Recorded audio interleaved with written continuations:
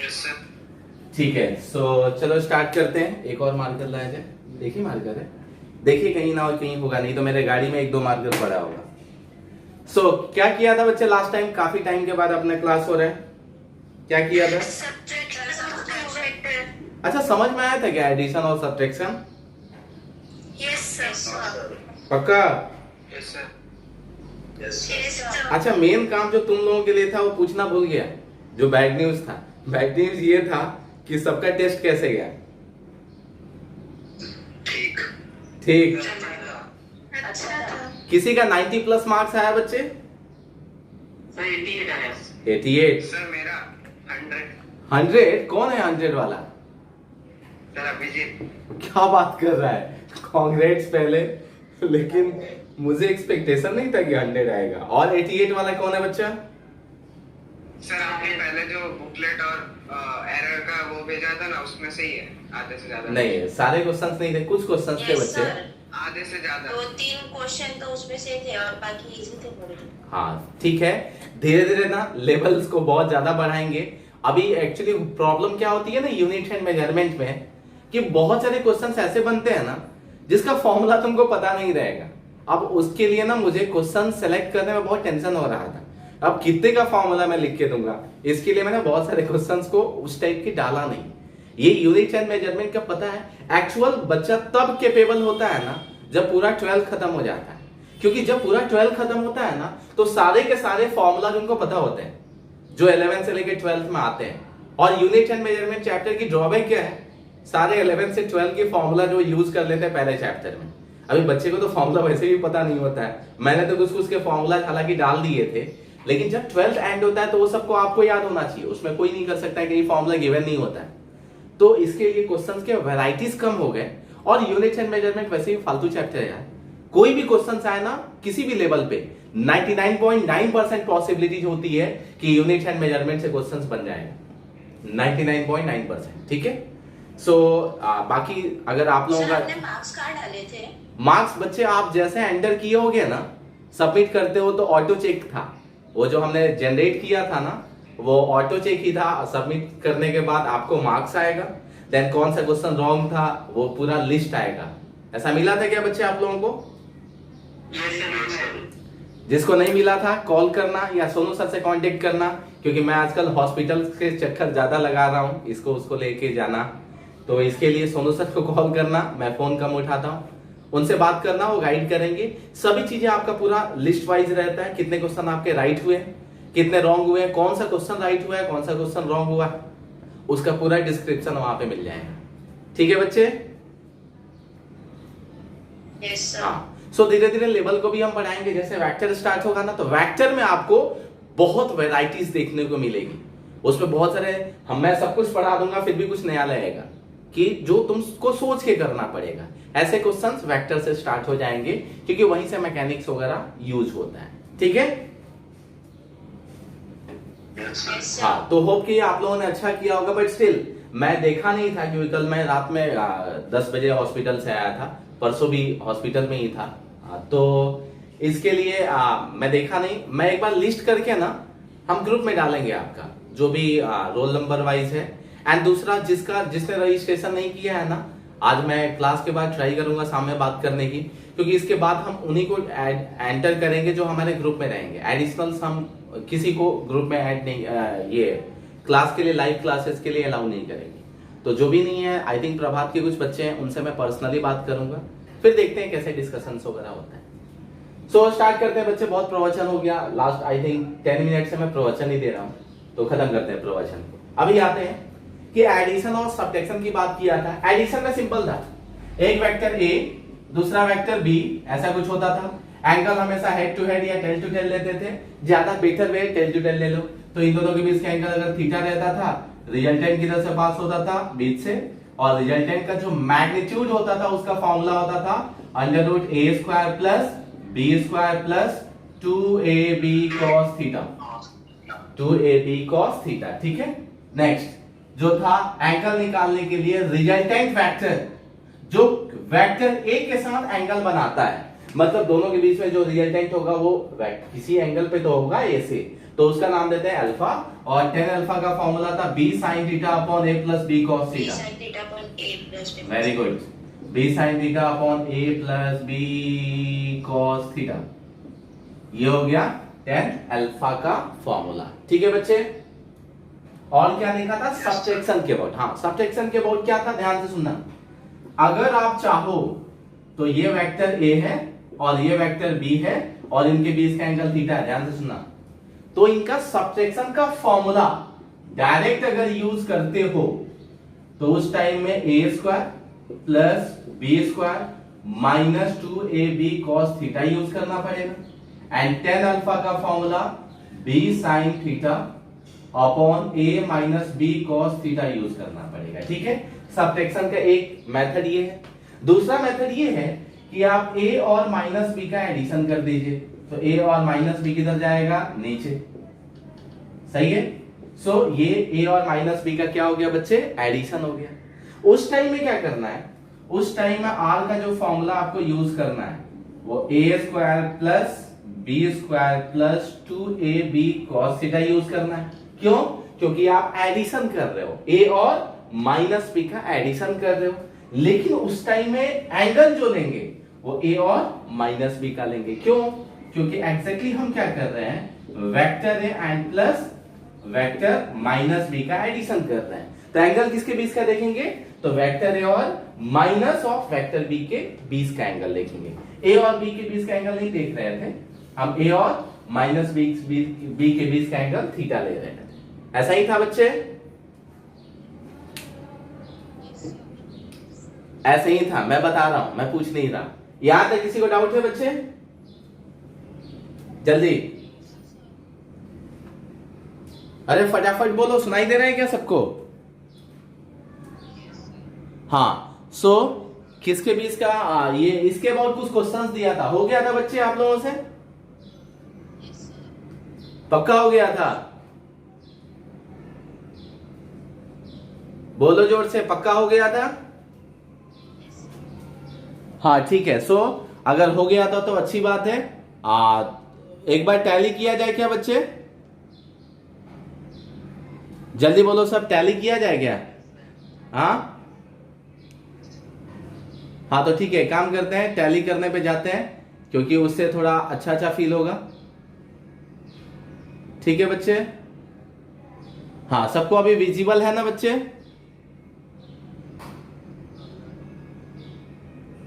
हाँ सबको विजिबल है क्या बच्चे।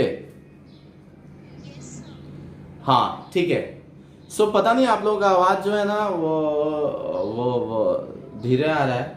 अभी एग्जैक्टली इसमें क्या हुआ है मुझे पता नहीं चल रहा है, किसी का कॉल आ गया था शायद, इसके कॉल से प्रॉब्लम हुई। एक सेकेंड आप लोग रुकिएगा। हाँ वेरी गुड, हाँ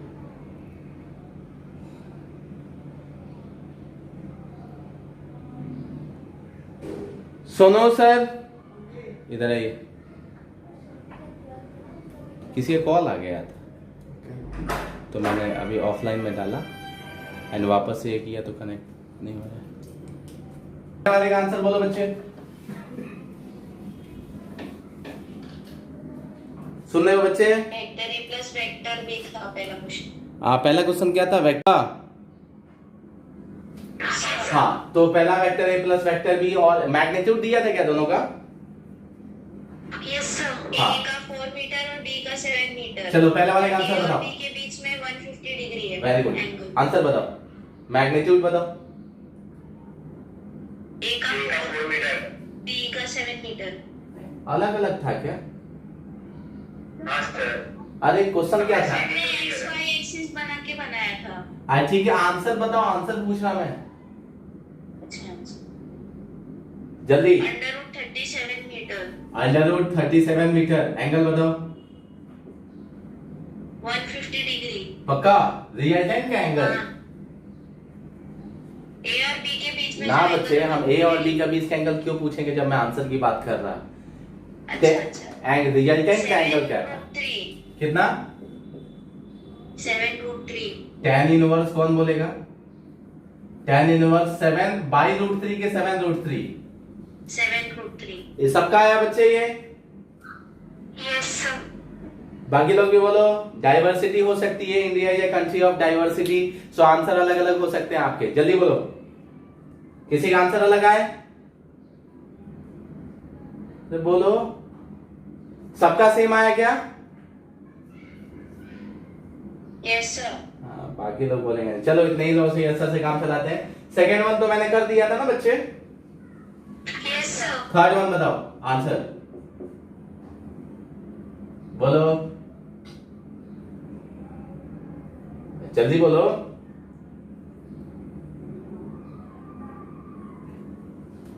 बच्चे नहीं बोल रहे हो, गलत बात है, जल्दी बोलो। Vector C minus vector D. आगे भग आंसर बताओ। नहीं आया, किसी का नहीं आया बच्चे? मैं क्या पूछ रहा हूं, किसी का नहीं आया? अच्छा हाँ या ना कुछ तो बोलो। नहीं सर, यस सर, ठीक है। बताओ क्या था वेक्टर सी? कुछ ऐसा था ना? सी किधर था? पहले वाले का आंसर मैंने थोड़ा रॉन्ग बोल दिया। कितना था? उसका आंसर √65 - 28√3 है। वो दूसरा क्वेश्चन किया था ना मैंने दूसरे वेबसाइट से। तो स्नेहा कैसे बोली यही आंसर है?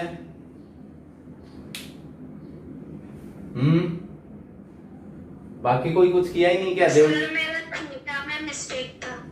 अरे क्या बोलते हो, मैं सॉल्व कराऊं सारे या वापस एक बार ट्राई करोगे? एक बार सॉल्व सॉल्व करो। एक बार सॉल्व कर दो।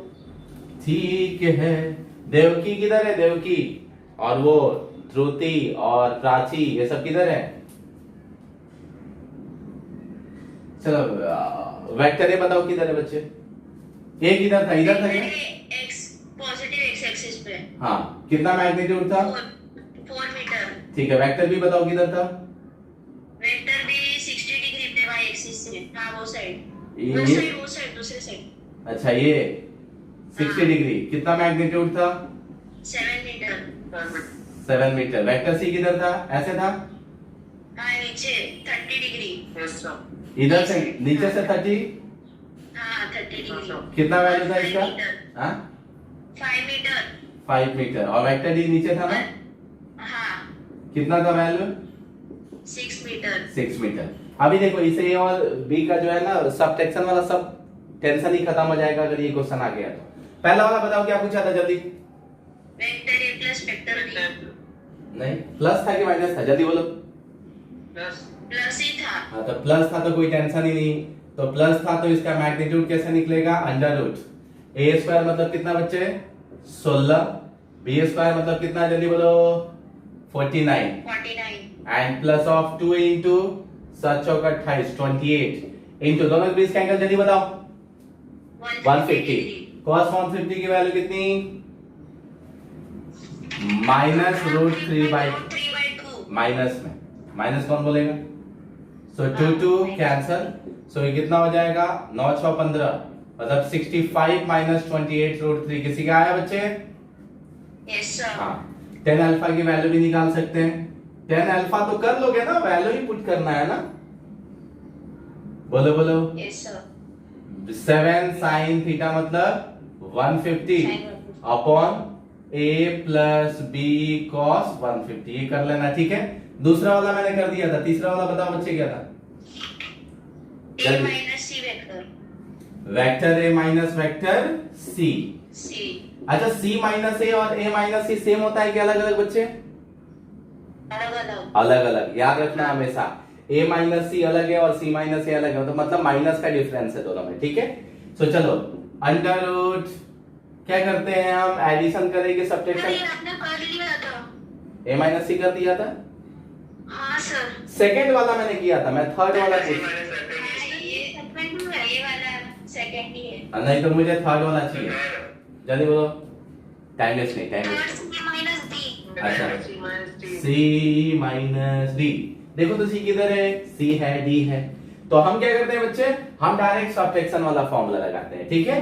तो इसका मैग्नीट्यूड निकालने के लिए अंडर रूट सी स्क्वायर बताओ 25 d स्क्वायर मतलब 36। सही है? अरे बोलो। Yes sir. माइनस सब्ट्रैक्शन वाला डायरेक्ट फॉर्मूला लगाता है। हाँ, सो -2 into a into b into दोनों के बीच का एंगल हमें ए और बी के बीच का एंगल मतलब सी और डी का एंगल कितना 30। वेरी गुड, cos 30 की वैल्यू √3/2। सो 2 क्या हो गया, कैंसल। सो हाँ वेरी गुड सही है। एंगल तो देख ही लोगे ना फिर। अच्छा एक चीज बताता हूँ, ध्यान से सुनना, एक चीज जो बोलता हूँ अच्छे से सुनना। tan अल्फा की वैल्यू जब लिखोगे तो वहां पे क्या लिखोगे, b की जगह c लोगे कि d लोगे? लिखते हो ना b sin theta upon a plus b cos theta. हाँ ये a हो जाएगा और ये क्या हो जाएगा b। तो चलो बोलो बोलो तो एक बार क्या लिखूं मैं जल्दी। मतलब 6 sin 30 अपॉन 5 माइनस 6 cos 30। सही है। अब ध्यान से सुनना मैं क्या बोल रहा हूं। ये जो एंगल आएगा कुछ वैल्यू आएगी 30 से कम आएगा, ये 30 से कम आएगा बट कुछ तो आएगा। अब इनका रिजल्टेंट c माइनस डी का किधर था, हाँ c माइनस डी का रिजल्टेंट पता है किधर से जाएगा, c माइनस डी मतलब c इधर है, d माइनस में ऊपर जाएगा तो ये इधर से कहीं जाएगा। तो जो रिजल्टेंट बताएगा ना, ध्यान से सुनना, ये c है ये d है। हम जब सब्ट्रैक्शन कर रहे हैं ना तो एग्जैक्टली जो डायग्राम बनेगा वो ऐसे ही बनेगा, c माइनस डी का, और इसके बाद इनका क्या होगा, रिजल्टेंट होगा। तो ध्यान से सुनो, ये जो अल्फा आया ना बच्चे वो c से एंगल है।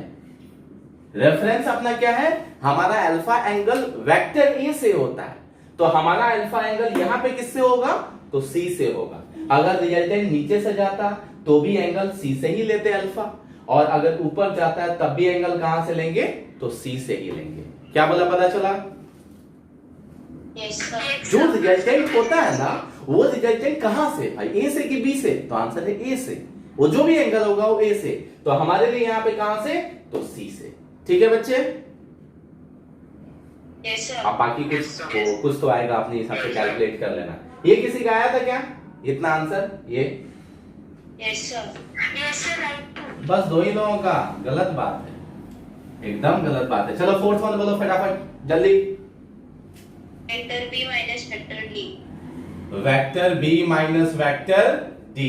तो चलो सब्ट्रैक्शन का फॉर्मूला डायरेक्ट लगाते हैं। ये मॉड लगा रहा हूं, मॉड मतलब मैग्नीट्यूड में निकाल रहा हूं, इसीलिए अंडर रूट कर रहा हूं। सो b स्क्वायर देखो b कितना है 49, d का स्क्वायर मतलब कितना 36, और सब्ट्रैक्शन है तो डायरेक्ट सब्ट्रैक्शन का फॉर्मूला लगाओ, -2 into a into b into दोनों के बीच का एंगल बताओ जल्दी। b और d का एंगल बताओ बीच का 120। इतना सोच क्यों रहे हो, b इधर है d इधर है, देखो टेल टू टेल ज्वाइन दी है, कोई टेंशन ही नहीं है। b से d आना, ये 60 है तो ये कितना हो जाएगा 30, और कॉमन सेंस है ये है 90, 30 प्लस 20 कितना हो जाएगा, कॉमन सेंस 30 प्लस 90 कितना हो जाएगा 120। सो cos 120, सो cos 120 की वैल्यू कितनी होती है बच्चे, -1/2, 2 कैंसल। सो ये कितना हो जाएगा 7 6 7 5 35, 7 6 42, तो ये कितना हो जाएगा 7 है, रुक जाओ 42 7 7 7 6 43 आया बच्चे। Yes sir. हाँ तो जिसका आया सही है बच्चे, वेरी गुड। नेक्स्ट वन बोलो जल्दी। Vector a minus vector b। हैं b यस सर। कि d, वो प्लस था ये माइनस है, b। अच्छा vector a minus vector b, तो ठीक है ना, कोई बात नहीं ना। अंडर रूट a स्क्वायर मतलब कितना है देखो 16 प्लस 49 -2 इंटू 4 इंटू 7 इंटू दोनों के बीच का एंगल बताओ, a और b के बीच का एंगल अभी भी क्या है, सो 150 है, तो -√3/2। सो आंसर कितना हो जाएगा, तो ये हो जाएगा 9 6 15 65 plus, very good. Any doubt यहां तक जल्दी। नेक्स्ट वन बोलो, 6 वन बोलो जल्दी। a माइनस d, ठीक है, vector a minus vector d। So mod ले लेते हैं, very good. Under root a कितना है तो 16, d का स्क्वायर कितना है 36। सर परपेंडिकुलर है तो वो डायरेक्ट फार्मूला लगा। अच्छा हाँ मैंने देखा नहीं बच्चे, फिर तो ये सब दिमाग वाला काम नहीं करना है, फिर चुपचाप कर दो। अंडर रूट ए स्क्वायर मतलब 16। Under root A square plus B square. Very good, खत्म। कितना हो जाएगा? 6 से 12 52। 52। Simple. Yes, sir. Any doubt?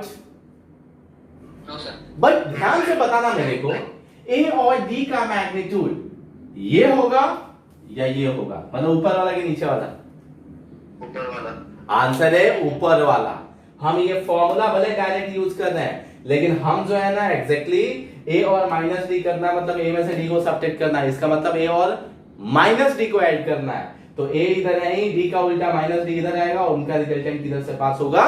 बीच से। ये आपको ध्यान रखना है बच्चे, ऐसे ही कुछ भी नहीं करना है। क्या बोला, पता चला? Yes, हाँ, sir. नेक्स्ट वन बोला बताया जाए। और कुछ था क्या? बस इतना ही था। हाँ, थैंक यू थैंक यू। शुभ है क्या? शुभ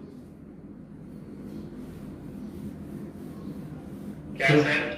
अरे तू इतना ही होमवर्क तो बोल रहा था कि सर अब मत दो, रहने दो। कितना टाइम लगा बता? मैक्सिमम 1 मिनट में किया जा सकता था ये सब। चलो हेडिंग दो।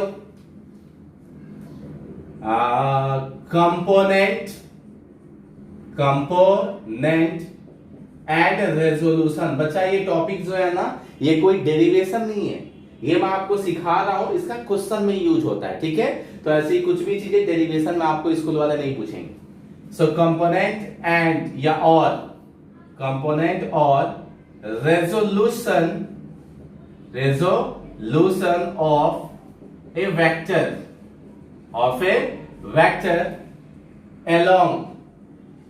along x axis, y axis and z axis। बताओ 2 एक्सिस आया कि 3 आया?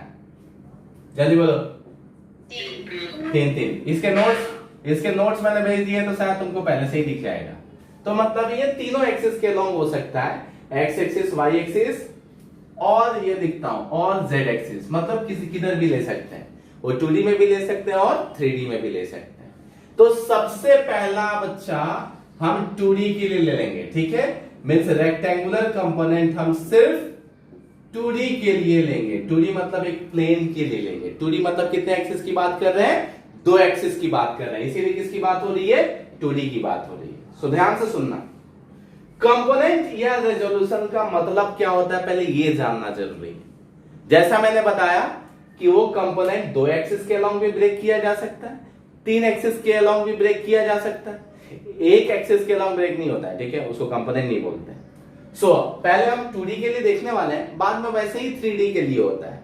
तो 2D के लिए मैक्सिमम पूछा जाता है और जरूरत पड़ती है, 3D के लिए जनरली जरूरत नहीं पड़ती है, बट वो कैसे सॉल्व करते हैं वो मैं सिखा दूंगा। रिजॉल्व करना, रेजोल्यूशन मतलब रिजॉल्व करने की बात हो रही है। जब बच्चा कैमरे की पिक्सल्स की बात करते हैं ना कि हमारा 16 मेगापिक्सल्स है, तो कोई समझदार व्यक्ति रहेगा ना, प्राणी पर्सन रहेगा, तो पूछेगा ठीक है आपका 16 मेगापिक्सल है, बट स्टिल उसका रिजॉल्विंग कैपेबिलिटी कितना है? What is the resolving capacity of that particular camera? तब उस टाइम में बात होती है, अच्छा मेरा जो पिक्सल्स है ना वो ज्यादा है, पिक्सल ज्यादा है, इसका मतलब रिजॉल्व करने की कैपेबिलिटी ज्यादा है, इसका मतलब उसका रेजोल्यूशन ज्यादा है। तो वैसे ही हम जब चीजों को नहीं समझ पाते हैं तो चीजों को रिजॉल्व करते हैं। क्वेश्चन है क्यों रिजॉल्व करते हैं? तो फिर से जब हम नहीं समझ पाते उसके अबाउट, जैसे फॉर एग्जांपल ये बताना ये एक वेक्टर ए है, देखना है 2D में, ये बताना एक्स एक्सिस के अलोंग है कि वाई एक्सिस के अलोंग है? बोलो, अरे बोलो। आंसर है दोनों में नहीं है, उनके बीच में है। तो टेंशन हो गई ना, हम बता ही नहीं पाए कि एक्स एक्सिस के अलोंग उसकी वैल्यू कितनी है या वाई एक्सिस के अलोंग कितनी है। हम तो सीधा बोले देखो ना वो एक्स एक्सिस के अलोंग है और ना ही वाई एक्सिस के अलोंग है। तो ऐसे बोलने से थोड़ी होगा कि हमें नहीं पता। तो इसी को हम रिजॉल्व कर पाए, बता पाए कि इसकी कितनी वैल्यू एक्स के अलोंग है और कितनी वैल्यू वाई के अलोंग है। इसी को रेजोल्यूशन बोलते हैं और रिजॉल्व करना बोलते हैं या कंपोनेंट लेना बोलते हैं। कंपोनेंट लेना बोलते हैं। कैसे करते हैं ध्यान से सुनना, एक एक चीजों को अच्छे से देखेंगे। ये एक्स एक्सिस ले लिया, ये एक्स एक्सिस है, और ये ले लिया बच्चे वाई एक्सिस, ये ले लिया वाई एक्सिस, ठीक है? अब तक क्या कर रहे थे ध्यान से सुनना। अब तक कर रहे थे कि एक वेक्टर F1 है और ये वेक्टर F2 है, उनका रिजल्टेंट किधर से पास हो रहा था बच्चे? बीच में से। वेरी गुड, इनका रिजल्टेंट बीच में से पास हो रहा था, जिसका नाम Fnet हम दे रहे थे, जिसका नाम हम Fnet दे रहे थे। अब ध्यान से सुनना, ये Fnet क्या था? दोनों का मिला के एक हाया ना। तो सोचो यहां दो मिला के एक कर रहे हैं, तो अगर उल्टा करें तो अगर इस Fnet को रिजॉल्व करें, तोड़ दें, एक x के लॉन्ग और दूसरा y के लॉन्ग, तो क्या वापस से F1 और F2 ही आना चाहिए? आंसर है हाँ, बिल्कुल। अगर हम F1 और F2 से मिला के Fnet बना रहे हैं तो Fnet को तोड़ने के बाद x और y एक्सिस के लॉन्ग F1 और F2 ही आना चाहिए, तभी सही है, अदरवाइज गलत प्रोसेस है। So that is called resolving. हम क्या करेंगे अभी, एक वेक्टर यहाँ पे सपोज वेक्टर क्या बोल सकते हैं, a ले लिया, वेक्टर क्या ले लिया, a, उसको दो पार्ट में ब्रेक करेंगे, एक x के लॉन्ग और दूसरा y एक्सिस के लॉन्ग। सो सपोज की ध्यान से सुनना, सपोज ये वेक्टर a है, ये वेक्टर b है, इसका रिजल्टेंट वेल लॉन्ग किधर से पास होगा बच्चे? बीच से। यस और नो? हाँ। तो अगर इसका नाम वेक्टर c लिख देते हैं तो क्या है, वेक्टर c इन दोनों का रिजल्टेंट नहीं है? आंसर है नामकरण से क्या फर्क पड़ता है भाई? यहाँ पे c लिखो, वेक्टर रिजल्टेंट लिखो, Fnet लिखो, क्या फर्क पड़ता है? तो नेमिंग पे मत जाना।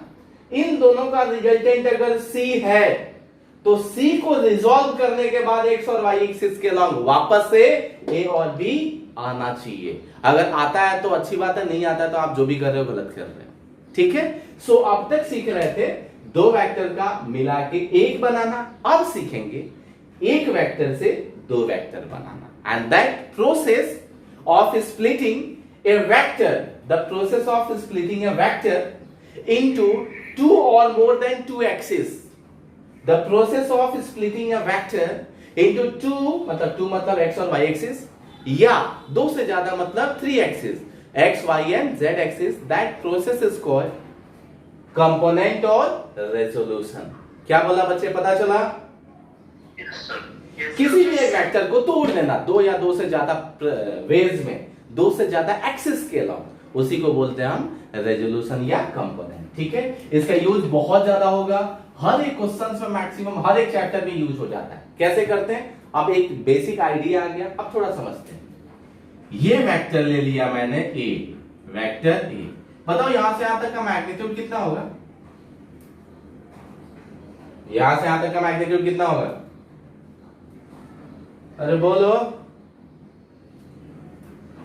बच्चे लोग, सुनाई दे रहा है क्या? सर रिपीट करो ना। हाँ, मैं बोल रहा हूं कि ये वेक्टर a है, देखो तो o से लेके a तक का मैग्नीट्यूड कितना होगा? a। सिंपल, एनी डाउट बच्चे? बिल्कुल नहीं। No sir. सो यहां से यहां तक का मैग्नीट्यूड मतलब वेक्टर a का मैग्नीट्यूड a हो गया। अब इस वेक्टर को, इस a वेक्टर को हमें दो पार्ट में ब्रेक करके बताना है, एक x के लॉन्ग और दूसरा y के लॉन्ग। तो क्या करेंगे, तो ध्यान से सुनना, अगर दो पार्ट में ब्रेक करना है, एक x के लॉन्ग और दूसरा y के लॉन्ग, तो यहां से एक डॉटेड लाइन खींचेंगे जो x एक्सिस पे परपेंडिकुलरली आके इंसिडेंट हो। इस वेक्टर a से एक लाइन खींचेंगे जो x एक्सिस पे परपेंडिकुलरली आके इंसिडेंट हो। सिमिलरली इस a से यहां पे y एक्सिस के लॉन्ग एक लाइन खींचेंगे जो कि y एक्सिस पे कितना एंगल फॉर्म करता हो, 90 डिग्री। अब ध्यान से सुनना, अगर ये वेक्टर a है तो क्या इसी को पकड़ के x के लॉन्ग खींच दे और इसी के पकड़ के y के लॉन्ग खींच दे, तो क्या यही x के लॉन्ग और y के लॉन्ग ही कंपोनेंट होंगे? आंसर है हाँ। तो सोचो कि a का कंपोनेंट x के लॉन्ग कितने दूर में होगा, तो आंसर है इसको जितना दूर नीचे खींचोगे उतना ही दूर होगा। तो यहां से लेके यहां तक जो मैग्नीट्यूड होगा, यहां से लेके यहां तक, ये a का किसके लॉन्ग कंपोनेंट होगा, x के लॉन्ग की y के लॉन्ग? तो आंसर है x के लॉन्ग। तो उसको लिख देते हैं बच्चे ax। ध्यान से सुनो क्या कर रहा हूं मैं, उसी को क्या लिख दिया, ax। अब देखो हमें वेक्टर ए जब मैंने लिखा था तब हमें पता नहीं चला था कि एग्जैक्टली वो एक्स के लॉन्ग है कि वाई के लॉन्ग है, हमें नहीं पता था। तो ना हमने उसके साथ आई कैप लिखा ना ही जे कैप लिखा। लेकिन स्प्लिटिंग करने से फायदा ये होता है कि इस ए का कंपोनेंट जब हमने एक्स के लॉन्ग ब्रेक किया तो यहां पे जो वेक्टर एक्स आएगा, देखो वेक्टर क्वांटिटी, वेक्टर को ब्रेक करने के बाद वेक्टर ही आएगा। जब दो वेक्टर को ऐड करने के बाद वेक्टर ही आता है तो एक वेक्टर को दो पार्ट में स्प्लिट करोगे तो वो तो वेक्टर ही रहेगा। तो क्या एक्स को, ये वेक्टर एक्स है बच्चे, क्या वेक्टर एक्स को लिखने से फायदा हुआ क्या? क्या वेक्टर एक्स लिखने से फायदा हुआ क्या? बोलो जल्दी। अरे हाँ या ना? हुआ। कैसे हुआ देखो, वेक्टर एक्स, वेक्टर का डेफिनेशन क्या होता है? Magnitude into direction. जब लिखते हैं तो क्या करते हैं? Magnitude into direction. अब बताओ वेक्टर एक्स का मैग्नीट्यूड कितना? बोलो, अरे जल्दी बोलो। ax, गलत बात। ax यहां से यहां तक जो मैग्नीट्यूड होगा x हो जाएगा, सिंपल। बट इसमें डायरेक्शन भी तो मल्टीप्लाई करना पड़ेगा ना। तो बताओ डायरेक्शन किससे मल्टीप्लाई करो? आई कैप, जे कैप, के कैप? हाँ, आंसर है आई कैप। तो देखो फायदा हुआ कि नहीं हुआ? इस वेक्टर ए जब लिखा था तब तुमको नहीं पता था कि आई कैप है कि जे कैप है, लेकिन जब इसको ब्रेक कर दिया ना एक्स में तो पता चला अच्छा हम इसको एक्स इंटू आई कैप लिख सकते हैं। फायदा हुआ कि नहीं हुआ? अब सोचो इसी वेक्टर को अगर जब y के अलोंग ब्रेक करेंगे तो कहां तक मैग्नीट्यूड जाएगा? तो यहां से लेके यहां तक, जहां तक वो लाइन आ रहा है। इसका मतलब एरो किधर हो जाएगा? इधर। ये हो जाएगा क्या? Vector A Y. अब देखो ए और बी का नाम नहीं दे रहे हैं हम, वेक्टर ए एक्स और वेक्टर ए वाई इसलिए दे रहे हैं क्योंकि ये दोनों के दोनों जो कंपोनेंट है वो ए के ही है। ये ax और ay कंपोनेंट किसका है भाई? a का कंपोनेंट है। What is ax? So ax is the component along x axis, component of vector a किसके अलोंग? तो अलोंग x एक्सिस। सही है। What is ay? तो देखो ay को बच्चे ay इंटू जे कैप लिख सकते हैं क्या? देखो तो लिख सकते हैं। What is ay? So ay के बारे में पता चला, it is component of vector A along y axis, along y axis। तो देखो सिंपल, इस ए का हमने दो पार्ट में ब्रेक कर लिए। देखो इसका टेल है यहाँ पे है और इसका हेड यहाँ पे, मतलब मुंडी यहाँ पे। तो जब इसको ब्रेक करेंगे ना तो सिंपल, टेल तो फिक्स किया, टेल तो तुमने छोड़ा ही नहीं, तुमने हेड ऐसे किया तो हेड आगे चला गया और इसमें हेड किधर चला गया? ऊपर चला गया। और एक हो गया एक्स और दूसरा हो गया बच्चे ए वाई।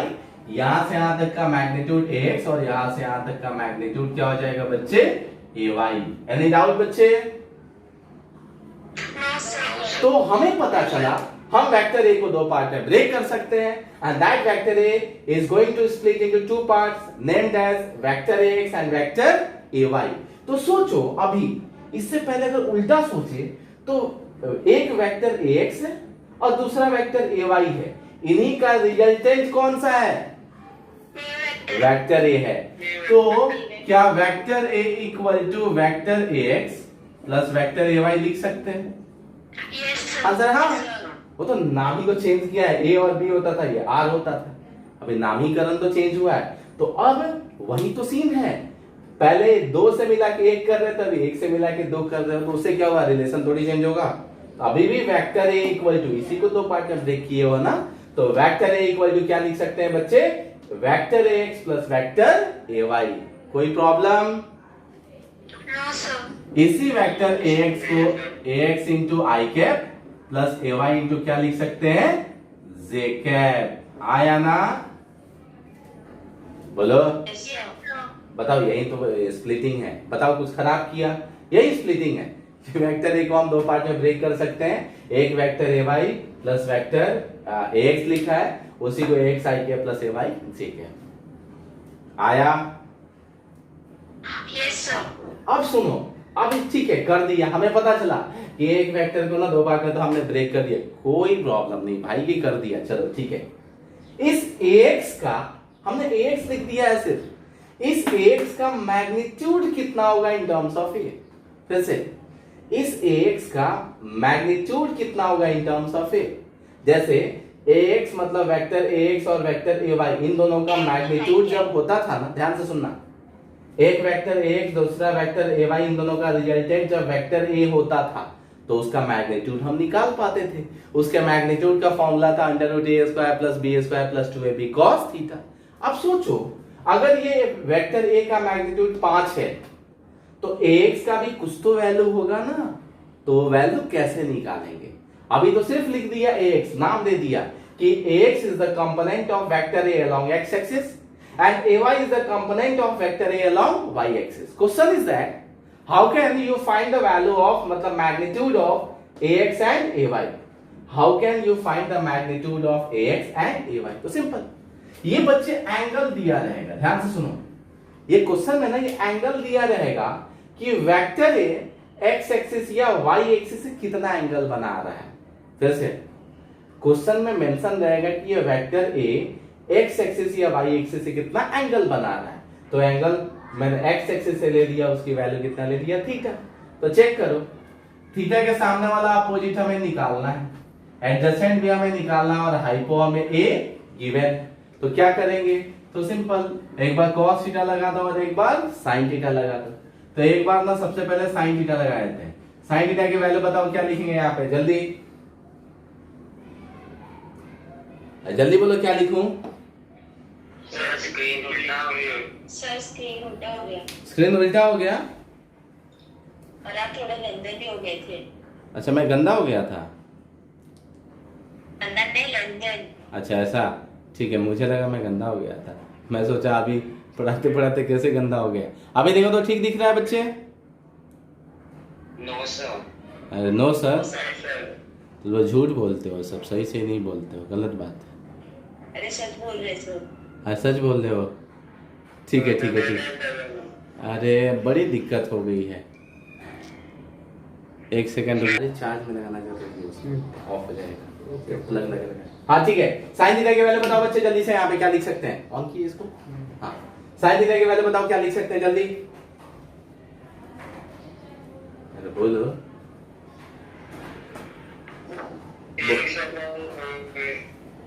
हाँ, साइन थीटा की वैल्यू लिख सकते हैं कुछ भी, ay/a। ऐसा गड़बड़ नहीं करने का, मैथ सब पढ़ चुके हो। थीटा के सामने वाला अपोजिट ये एडजेसेंट और ये हाइपो, तो साइन थीटा का फॉर्मूला अपोजिट अपॉन हाइपो होता है। अपोजिट ये चाहिए, और देखो पैरेलल में अगर ये ay है तो कॉमन सेंस से ये भी कितना होगा? ay ही होगा ना, आया ना? Yes sir. सो देखो, what is the value of ay? So ay equal to क्या हो गया? a sin थीटा, आया ना? Yes sir. हाँ, अब cos थीटा लगा दो, cos थीटा की वैल्यू बताओ जल्दी। हाँ, ax upon a, so what is the value of ax? a cos theta, आया ना? Yes sir. हाँ, it means that vector A को क्या लिख सकते हैं बच्चे? Vector A equal to a cos theta into I cap plus a sin theta into J cap. Any problem? No sir. पक्का कोई प्रॉब्लम नहीं है? आया ना? अब शॉर्टकट में बताता हूं, सुनना, शॉर्टकट ध्यान से सुनना, एकदम प्यारा सा शॉर्टकट है। जिसको भी ब्रेक करना है, दो पार्ट में, दो पार्ट के लिए शॉर्टकट है। हाँ, जिसको ब्रेक करना है, देखो एंगल किधर से बन रहा है, देखना एंगल एक्स से बन रहा है कि वाई से एंगल बन रहा है? एक्स के साथ। तो जिसके साथ एंगल बनेगा वो cos थीटा होगा हमेशा, बाकी की हर जगह अपोजिट अपॉन एडजेसेंट हाइपो करने की जरूरत नहीं है। जिसके साथ एंगल बनेगा वो कंपोनेंट cos वाला हो जाएगा और जो बच जाएगा वो sin वाला हो जाएगा। क्या बोला, पता चला? Yes sir. थीटा जिसके साथ एंगल बनेगा वो कंपोनेंट cos के साथ जाएगा, बाकी ए तो रहेगा, बी है तो बी जाएगा, सी है तो सी जाएगा। थीटा जिसके साथ बनेगा वो cos के साथ होगा, एंड थीटा जिसके साथ नहीं बनेगा वो sin के साथ जाएगा। कॉमन सेंस, जिसके साथ थीटा रहा वो cos, बाकी का जो बच्चा बना उसको क्या बोलेंगे? sin। आया कि नहीं आया बच्चे? Yes sir. तो हमें पता चला हम किसी भी वेक्टर ए को दो कंपोनेंट में रिजॉल्व कर सकते हैं उसमें उसका कंपोनेंट भी निकाल सकते हैं। किसी वेक्टर ए को ax प्लस ay लिख सकते हैं। ये ax प्लस ay तब लिखा है जब x और y में ब्रेक किया है। अब सोचो अगर इस वेक्टर a को y और z में ब्रेक करते हैं, सपोज देखो एग्जांपल है, ये वेक्टर a है, सही है, और इसका नाम ना x एक्सिस है और इसका नाम z एक्सिस है, लिख सकते हैं, कोई प्रॉब्लम नहीं है। इसका नाम क्या है, z एक्सिस है। इसका जो कंपोनेंट ब्रेक करेंगे वेक्टर a इक्वल टू क्या लिखेंगे, बोलो जल्दी, ax प्लस az। क्यों? क्योंकि एक x के अलॉन्ग है और दूसरा z एक्सिस के अलॉन्ग है, ठीक है। तो दो एक्सिस के अलॉन्ग ब्रेक करेंगे तो ax प्लस az लिखेंगे। सच में आया बच्चे? अच्छा सुनो, यहाँ थीटा ये है, थोड़ा बताना ax की वैल्यू कितनी, एक के टर्म में बताओ, एक के टर्म में ax की वैल्यू कितनी, अरे बोलो,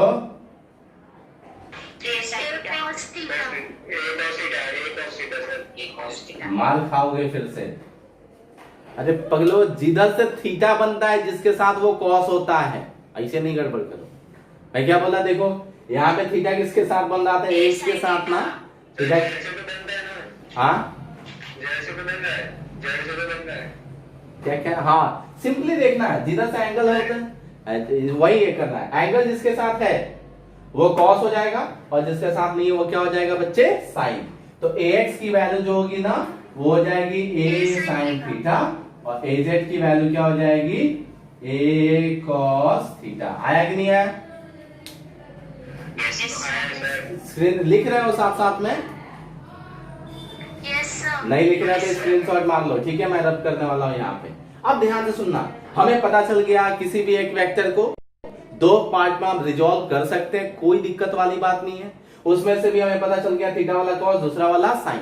अब इसका रिवर्स करके मैं दिखाता हूं, इसको रब कर रहा हूं मैं, रिवर्स करके दिखाता हूं कि अगर इसका मैग्नीट्यूड निकालोगे ना तो a आ जाएगा। ध्यान से सुनो, इस a से दो पार्ट बनाया, एक वेक्टर ax और दूसरा वेक्टर ay। ये वेक्टर ax और ये वेक्टर ay है। अगर हम रिवर्स करेंगे तो वापस से a आना चाहिए कि नहीं आना चाहिए, बोलो, आना चाहिए। करके देखो, सपोज ये रिजल्टेंट वेक्टर है, ये वेक्टर ax है और ये वेक्टर क्या है, ay है, ठीक है। सो इसका मैग्नीट्यूड कैसे निकालोगे, तो अंडर रूट बताओ फॉर्मूला, दो वेक्टर के एडिशन का फॉर्मूला क्या है मैग्नीट्यूड का, जल्दी,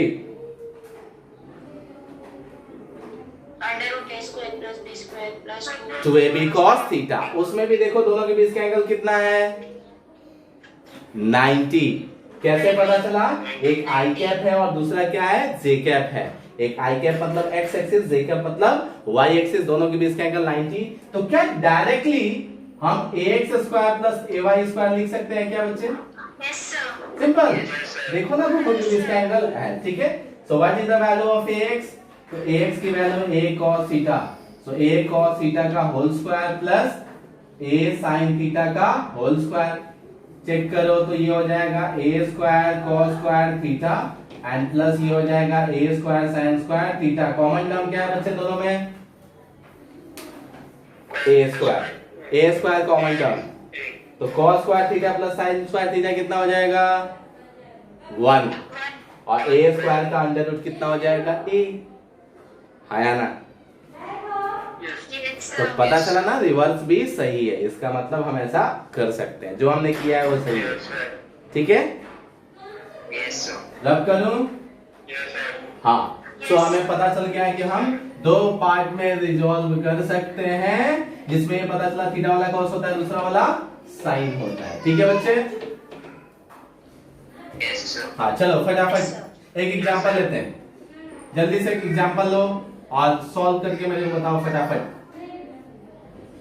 1 2 3 4 अलग अलग पहले लेता हूं, बाद में कंबाइन करेंगे। सो इसको किधर ले लेते हैं, इधर ले लेते हैं, इसको इधर ले लेते हैं। सो एक्स एक्सिस वाई एक्सिस तो तुम लोग देख ही लोगे। ये वेक्टर है 3 मीटर, ये वेक्टर बी है 4 मीटर, ये वेक्टर सी है 5 मीटर और ये वेक्टर डी है 6 मीटर। एंगल मैं दे दे रहा हूं बच्चे, ये है 30 डिग्री, ये है 60 डिग्री, ये है 45 डिग्री और क्या, और कुछ नहीं, ये भी 60 डिग्री है। ठीक है, ये कितने क्वेश्चन एग्जाम्पल हो गए बच्चे, जल्दी बोलो। अरे कितने एग्जाम्पल हो गए, 4 हो गए। ट्राई करोगे कि एक एक मैं कर दूं? हाँ, बोर्ड ब्लर दिख रहा है। ब्लर दिख रहा है। बोर्ड ब्लर दिख रहा है। तो वैल्यूज नहीं दिख रही है। अभी सबको ब्लर दिख रहा है क्या? Yes sir. Yes sir. अरे क्या बात कर रहे, एक काम करो,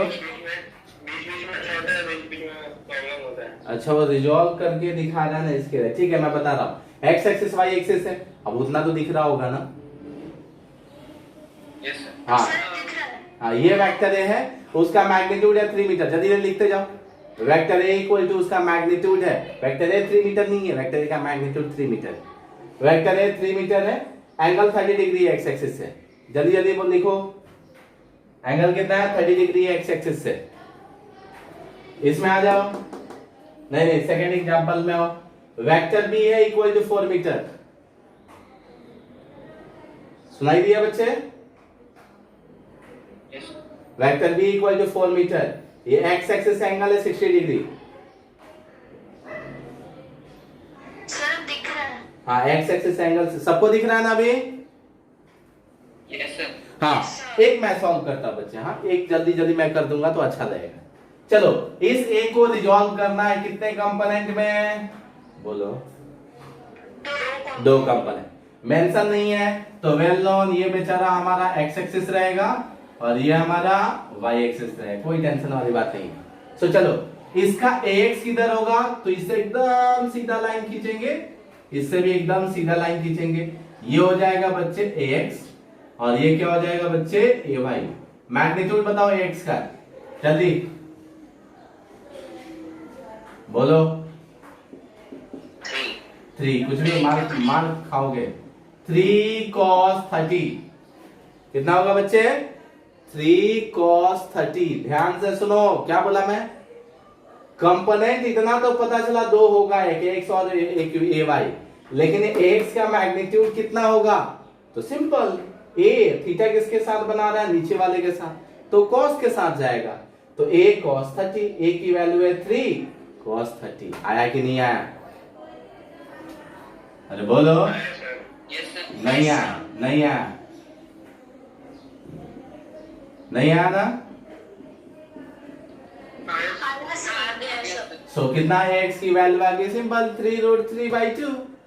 सिंपल कितना आ गया, 3√3/2 मीटर। Any doubt?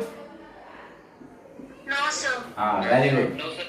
ay की वैल्यू बताओ, मैग्नीट्यूड सिर्फ बताओ जल्दी। ay 3/2। हाँ 3/2। 3/2 क्यों, क्योंकि ay की वैल्यू कितनी हो जाएगी, 3 sin। अभी कॉमन सेंस है, कॉमन सेंस है, थीटा वाला cos, थीटा जिसके साथ बना रहा है वो cos, जो बचा sin, तो 3 sin 30। 60 मत लेना, ध्यान से सुनो, गड़बड़ी नहीं करना है। थीटा फिक्स है 30 डिग्री, जिसके साथ एंगल बनेगा वो क्या हो जाएगा, cos, और जो बच जाएगा वो sin। अगर ये 60 होता तो ये cos लेते और ये फिर क्या लेते, sin लेते। क्या बोला बच्चे, पता चला? Yes sir.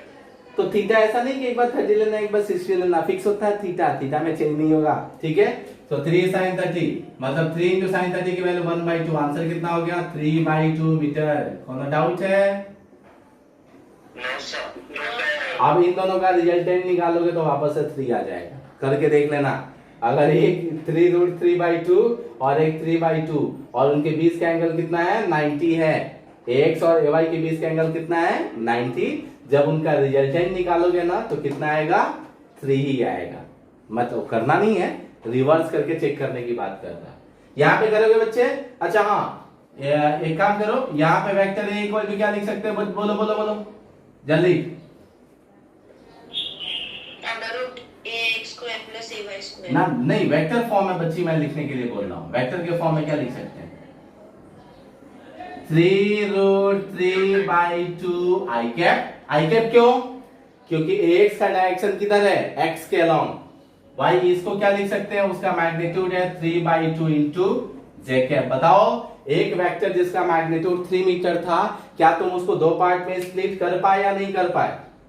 Yes sir. यही हम कर रहे थे, यही हम सीख रहे थे और यही मैं सिखा रहा था।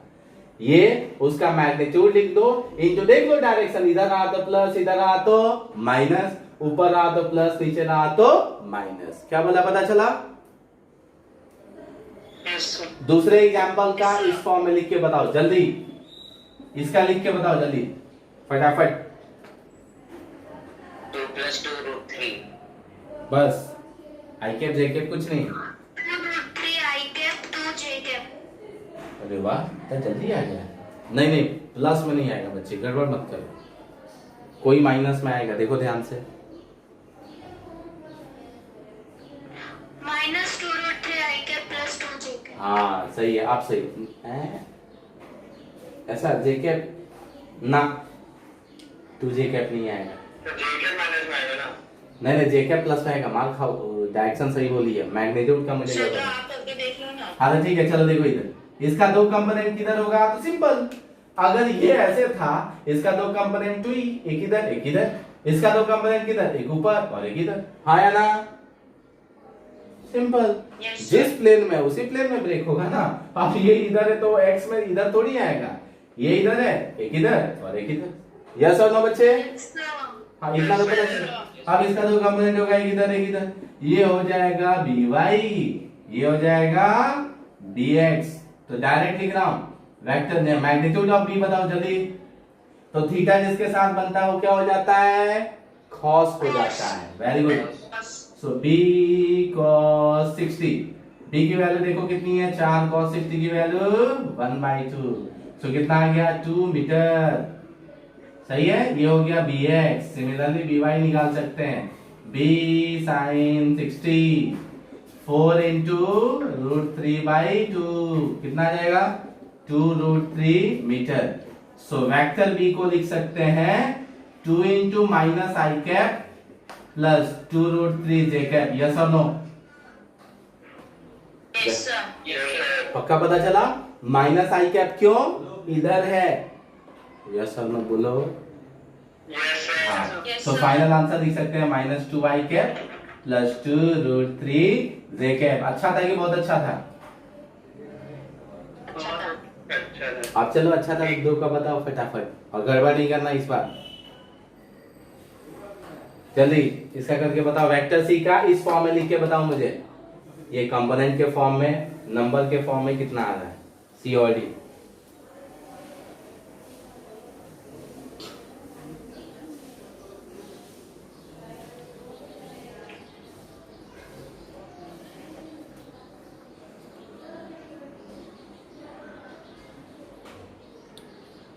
जल्दी।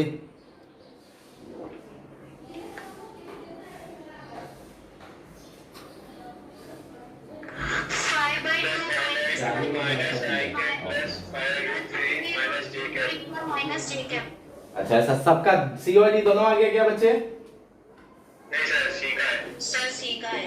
हाँ तो दूसरा करो, और टैली करते हैं हम लोग।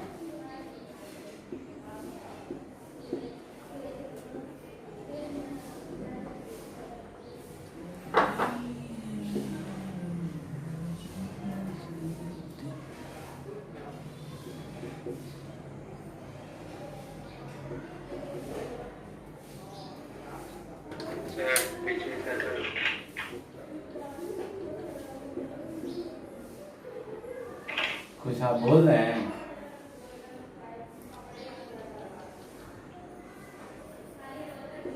हो गया सर। हो गया, टैली करो बच्चे। देखो तो आंसर सही है। Yes sir. Yes sir. हाँ सर। Very good. किससे किसका सही आया था? स्नेहा। सुशील। तो मेरा भी सही है। श्योर। मेरा भी सही है। Very good. देखो तो वेक्टर डी सही है क्या? बोलो। सर ब्लर है, दिखाई नहीं तो दे मेरा है। अच्छा तुम्हारा कितना है बताओ तो थोड़ा जल्दी से। 3√2 I कैप प्लस 3√2 minus 3√2 अच्छा हाँ सॉरी सॉरी सॉरी सॉरी हाँ 3√2 आई कैप माइनस 3√2 जे कैप आया क्या बच्चे? Yes sir, yes sir. सबका आया? Yes sir. बाकी लोग भी बोलो। Yes sir.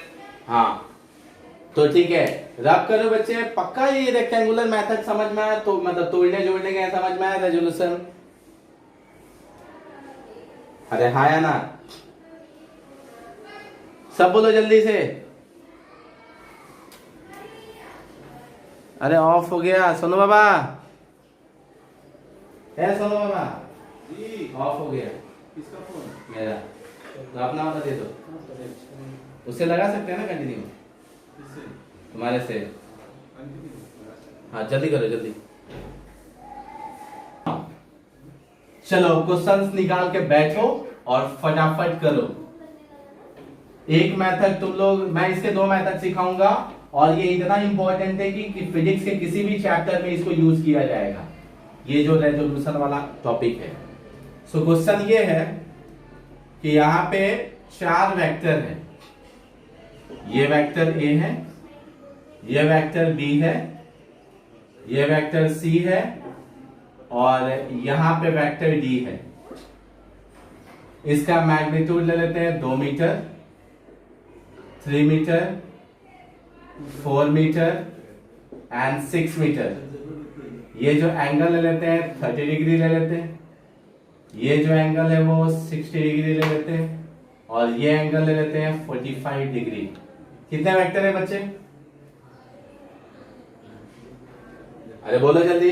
Sir vector B कितना है? Vector B 3 metre,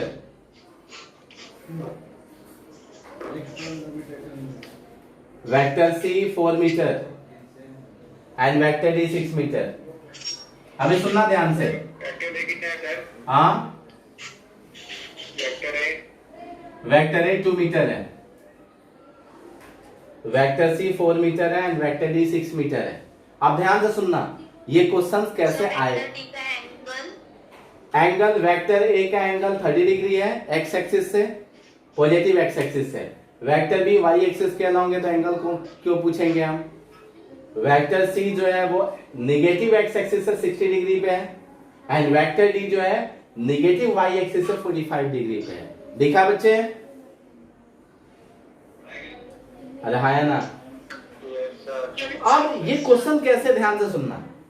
that question like this कि एक ऑब्जेक्ट है, एक ऑब्जेक्ट है, उस पे 4 डिस्टेंस। एक काम करो, ये मीटर को न्यूटन कर लो बच्चे। मीटर को यूनिट न्यूटन कर लेने से पता चलेगा कि वो वेक्टर है, वेक्टर भी, ये सब फोर्स है। सिर्फ यूनिट से हम पता कर पाते हैं क्या है, फोर्स है। अब देखना इसका ये सब मतलब क्या है जो यहां पे लगा है। ये 4 फोर्सेस हैं।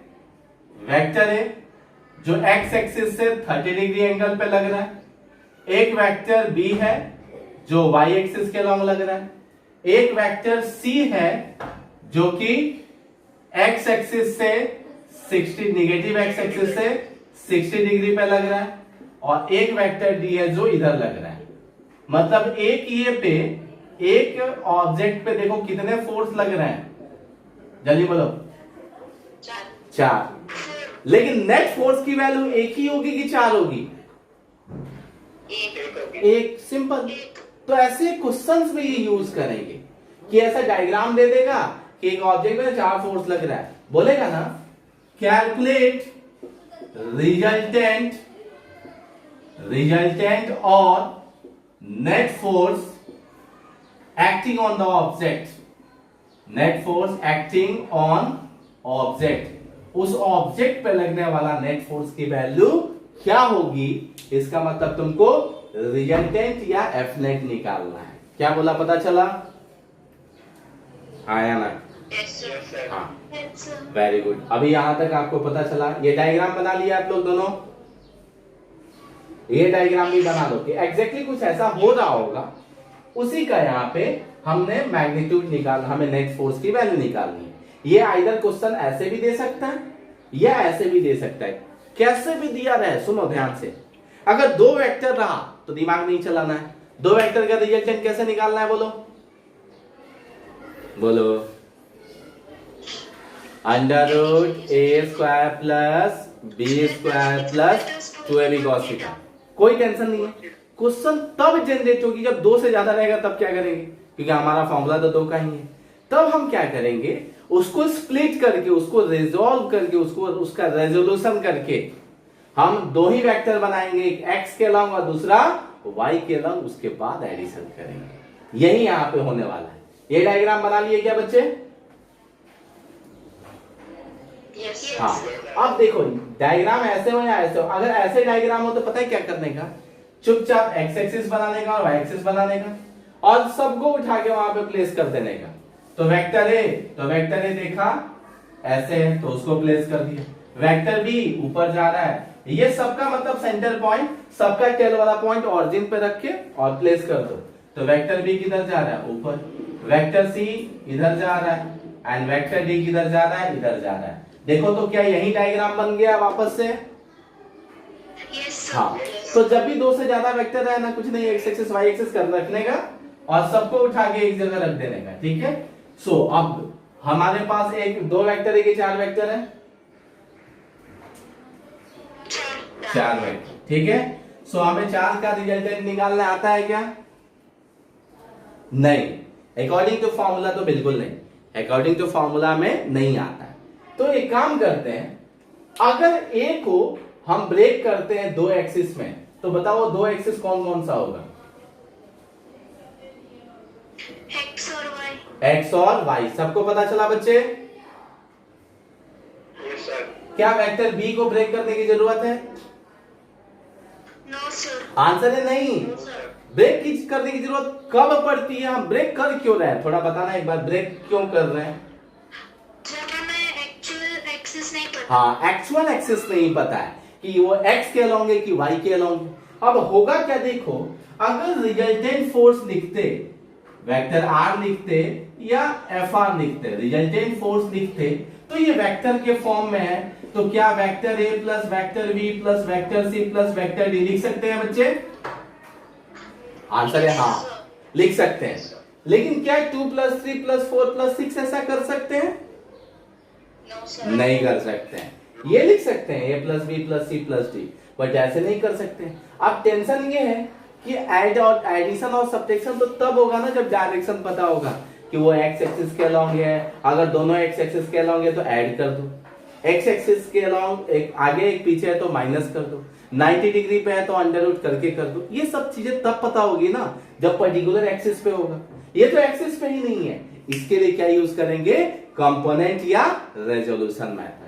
तो पहला ऑप्शन ये है कि आप वेक्टर ए को पहले अलग से ब्रेक कीजिए, वेक्टर बी को ब्रेक करने की तो जरूरत है ही नहीं, वेक्टर सी को अलग से ब्रेक कीजिए एंड वेक्टर डी को अलग से ब्रेक कीजिए।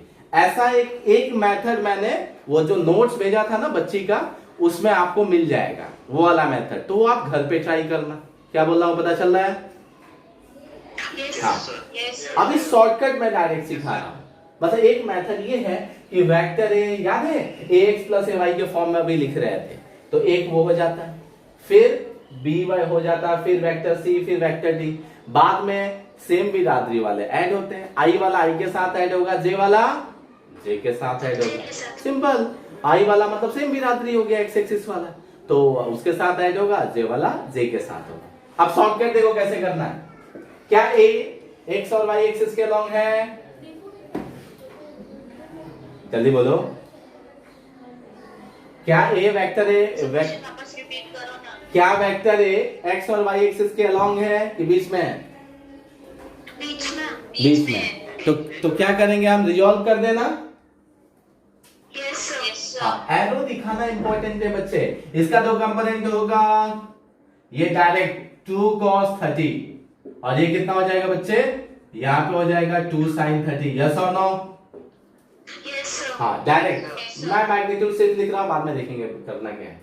अब वेक्टर बी को ब्रेक करने की जरूरत है क्या, देखो तो नहीं, वेरी गुड। वेक्टर सी को, हाँ यस सर, वेरी गुड। सो इसका दो कंपोनेंट दिखेगा, ये हो जाएगा नीचे, तो ये कितना हो जाएगा, तो 4 sin 60, वेरी गुड। ये 4 cos 60, वेरी गुड। डी को ब्रेक करने की जरूरत है क्या, देखो तो Yes, sir.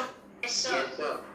सो इसको ब्रेक करेंगे तो इसका भी दो कंपोनेंट होगा, इसके एग्जैक्ट ऊपर, तो ये और दूसरा क्या हो जाएगा ये। ठीक है बच्चे, सो ये कितना हो जाएगा, थोड़ा तुम बड़ा करना, 6 cos 45. 6 cos 45 और ये हो जाएगा 6 sin 45. हाँ 6 sin 45। किसी को डाउट है? No, sir. तो देखो क्या सारे के सारे फोर्सेज एक्स और वाई के अलाउंग हो गए? Yes, sir. Very good. Yes, तो sir. नाउ आप डायरेक्ट लिखेंगे F x net force along x axis. ये समेशन का सिंबल पता है ना, सिग्मा, हाँ है ना? Yes, हाँ yes, हाँ, sir. तो summation of Yes, F sir. X simply vector F x लिखते तब भी चलता। समेशन मतलब हम सारे फोर्स एक्स के अलोंग ऐड कर रहे हैं। चेक करो एक्स एक्सिस के अलोंग कितने फोर्स लग रहे हैं, सिर्फ एक्स पे देखो। अभी ये नहीं भूल, अभी भूल जाओ 2 न्यूटन 6 न्यूटन भूल जाओ, उससे काम खत्म हो गया। अभी तुम ब्रेक कर दियो। एक्स एक्सिस के अलोंग देखो कितने एरो दिख रहे हैं तुमको, हाँ 3। इसका मतलब कितने फोर्स है वहां, 3। सिंपल, 3 है तो 3 सिंपल। इधर वाला प्लस इधर वाला माइनस, हाँ या ना? Yes, yes, sir. सो क्या लिखेंगे बच्चे, तो हम लिखेंगे 2 cos 30 प्लस 6 sin 45, उल्टा है ना, तो माइनस 4 cos 60 और इन ब्रैकेट में लाया क्या कर दिया आई कैप। कोई प्रॉब्लम? बोलो। आई कैप मतलब पता चल गया एक्स एक्सिस के अलोंग। इसको सॉल्व कर लो।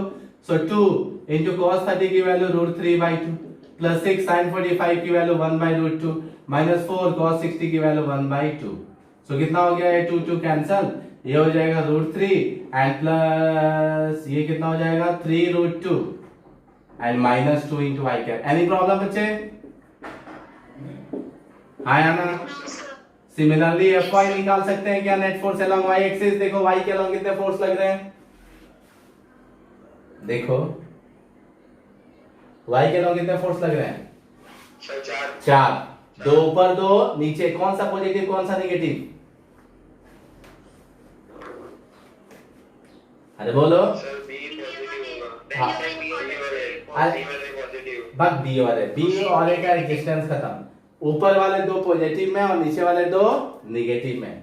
तो क्या किया यहाँ पे, ऊपर वाला ऊपर है तो 3 प्लस में, ये भी ऊपर है तो +2 sin 30 वो भी प्लस में, ये नीचे है तो क्या लिखेंगे -6 cos 45 एंड -4 sin 60 इंटू क्या लिख दिया बच्चे जे कैप।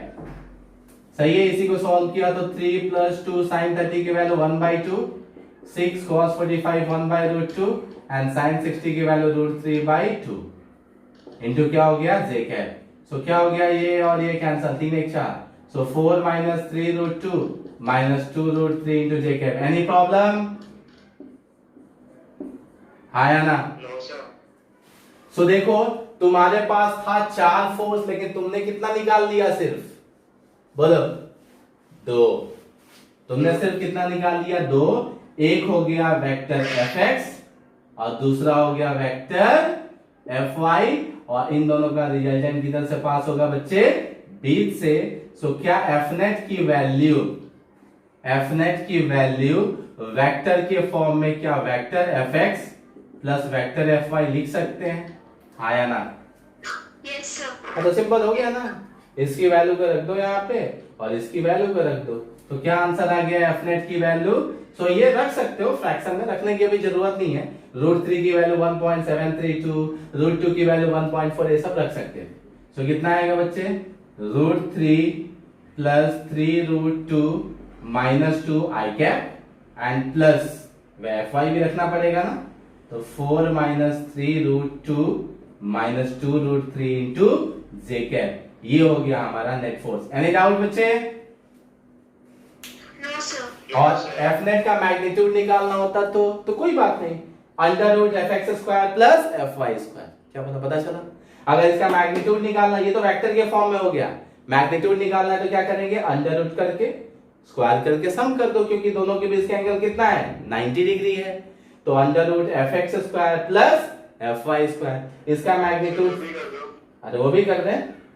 अरे भाग, इसका ये मैग्नीट्यूड मैं नहीं लिखूंगा, मैं सिर्फ बता दे रहा हूं कि इसका मैग्नीट्यूड निकालते कैसे हैं। अगर एफ नेट का मैग्नीट्यूड निकालना होता तो अंडर रूट क्या लिखते, F X square and plus F Y square. आगे क्यों नहीं लिखा बच्चे?